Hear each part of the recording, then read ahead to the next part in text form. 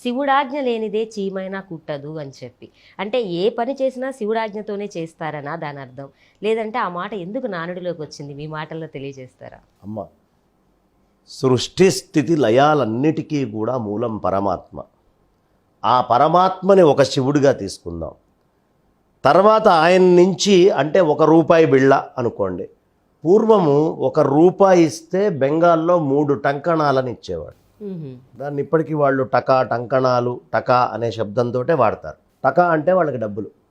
₹1కి 3 టంకణాలు అంటే ఒకటే అయినటువంటి పరమాత్మగా ఉన్నటువంటి ఆయన ఈ భూమి మీద సృష్టి చేద్దాము అని 3 రూపాలు ధరించారు.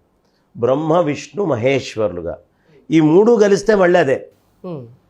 ఈ 3 విడివిడిగా ఉంటే సృష్టి స్థితి లయలు అనేవి 3 చేస్తారు. ఇక్కడ సృష్టి స్థితి లయ అనేటటువంటివి 3 ఆయన యొక్క ఆధీనంలో ఉన్నాయి. అంటే ఆ పరమాత్మ యొక్క ఆధీనంలో ఉన్నాయి, ఆ మహేశ్వరుడి యొక్క ఆధీనంలో ఉన్నాయి.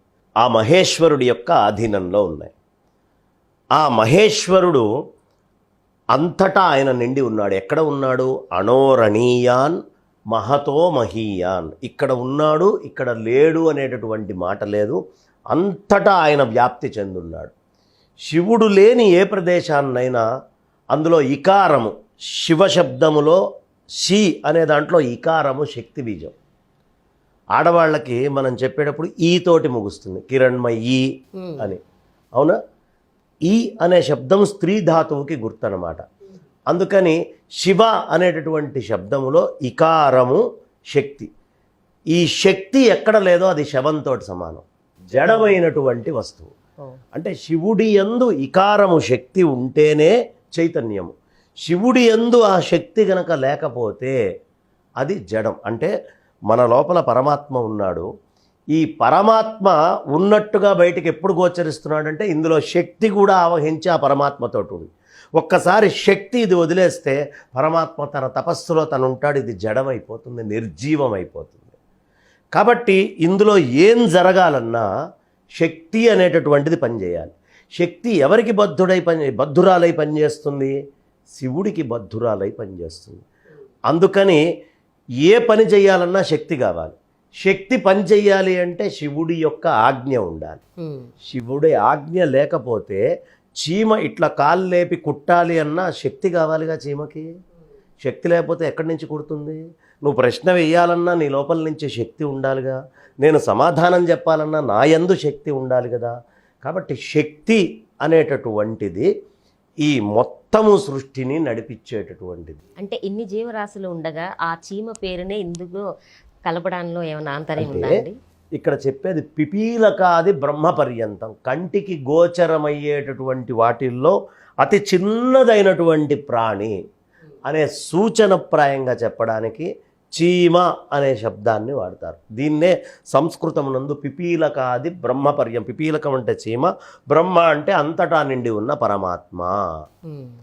పిపీలకాది బ్రహ్మపర్యంతం ఉన్నది ఒకటే వస్తువు, అది చైతన్యమే అని. అందుకని చిన్న వస్తువు అని చెప్పడానికి చీమ అన్నారు. ఈ చిన్న వస్తువైనటువంటి చీమ కదలాలన్నా ఆయన ఆజ్ఞ ఉండాలి. పెద్దది బలవంతం నాకేంటి ఇట్లా ఎత్తవతలు అవి ఇవి పడేయగలననే ఏనుక్కైనా శివుడి ఆజ్ఞే కావాలి. కాబట్టి శివుడి ఆజ్ఞ లేనిదే శక్తి స్పందించదు. అంతే కదమ్మా. ఇప్పుడు ఓ హేతువాది వచ్చి నన్ను అడిగాడు, ఏమిటండి దేవుడు అది ఇది ఇవన్నీ చెప్తున్నారు. నేను అతన్ని అడిగాను, నాయనా నీకు లిపిడ్స్ ఇస్తా, ప్రొఫైల్స్ ఇస్తా, మాలిక్యూల్స్ ఇస్తా, అన్ని కెమికల్స్ ఇస్తా, జీవాన్ని నువ్వు సృష్టించగలవా? మరి మీరు చెప్తున్నారుగా శరీరంలో ఎన్ని కొలతలు ఉంటాయని. ఓ మనిషి చచ్చిపోయినప్పుడు కూడా వాడి శరీరంలో లిపిడ్స్, మాలిక్యూల్స్, ప్రోటీన్స్, కెమికల్స్ అన్నీ ఉన్నాయి కదా. మరి అది ఎందుకు కదలట్లేదు అంటే ఒక శక్తి ట్రిగ్గర్ చేయాలట. సిసిఎంబి డైరెక్టర్ నేను అడిగినప్పుడు మోహన్ రావు గారిని, ఒక శక్తి ట్రిగ్గర్ పాయింట్ ఉంటేనే ఇది పనిచేస్తుంది జీవము, లేకపోతే చెయ్యదు. ఆ ట్రిగ్గర్ పాయింట్ శక్తే సర్వవ్యాపకమైన పరమాత్మలో ఉండేటటువంటి చైతన్యము. అది ఆజ్ఞాపిస్తే పరమేశ్వరుడు ఆ శక్తి పనిచేసి మనం పనులు చేస్తాం. అందుకని శివుడు శక్తితోటి ఉంటేనే అని సౌందర్యలహరి మొదలుపెట్టేటప్పుడే శివశక్త్యాయుక్తో యది భవతి శక్త ప్రభవితుం నచేదేవం దేవే దేవం నఖలు కుశల స్పందితుమపి. ఆ శక్తి లేకపోతే శివుడు కదలడట అసలు. అంతటా నిండా అలా తపస్సులో ఉండిపోతాడు. శక్తి ఉంటేనే. అందుకనే ఎవడైనా బాగా ఏం లేకుండా జడంగా ఉంటే వీడికి పెళ్లి చేస్తే తప్ప వీడు సర్దుకోడు అని చెప్తారు జడంగా ఉన్నవాడు. ఆ బాధ్యత పడి ఆమె వెనక నుంచి చెప్పాల్సినవన్నీ చెప్తుంటే వాడు ఉరుక్కుంటూ వెళ్ళి పనులు చేసుకొస్తాడు.